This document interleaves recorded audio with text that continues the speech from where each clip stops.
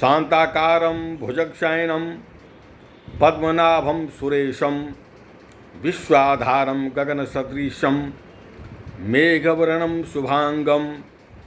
अर्थात जिनक स्वरूप अत्यंत शांत छाय। शेषनाग जिनक सज्जा छाइन,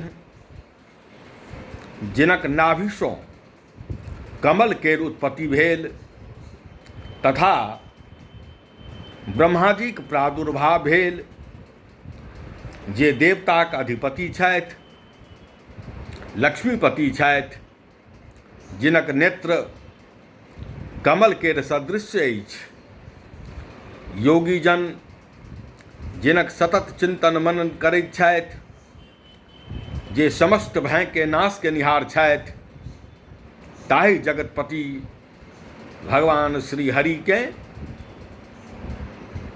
भगवान श्री विष्णु के प्रणाम निवेदित करैत छी। धर्म ग्रंथक मान्यता अनुसार देवोत्थान एकादशी के दिन भगवान श्री हरि योग निद्रा के त्याग करैत जगैत छथि तथा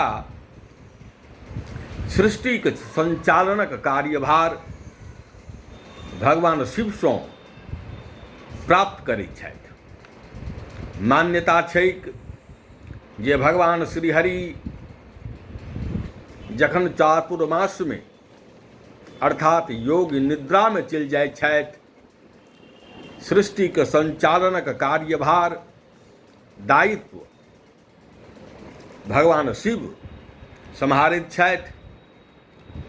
चातुर्मास समाप्त होइतहि कार्तिक मासक शुक्ल पक्ष एकादशी तिथि के भगवान योग निद्रा सँ जगैत छथि। तैं एहि मांगलिक दिवस के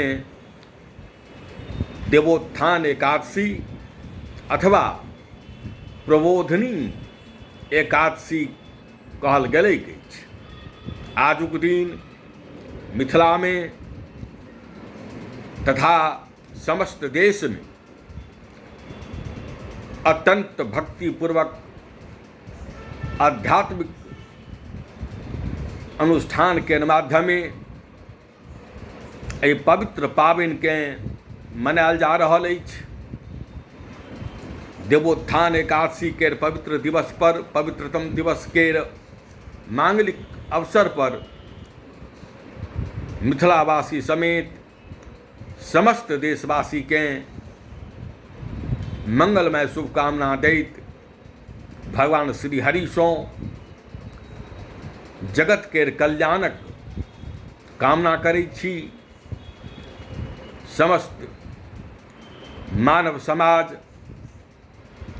अपन जीवन के आध्यात्मिक चिंतन के मुताबिक आध्यात्मिकता के आश्रय प्राप्त करैत भव्यमय, दिव्यमय, समृद्धमय तथा सुखमय जीवन व्यतीत करैत ईश्वर आराधना में अपन जीवनक बहुमूल्य समय के समर्पित करैत देवोत्थान एकादशी के दिन यह भगवान श्री हरि सँ प्रार्थना निवेदित करैत सभक कल्याणक कामना करैत छी।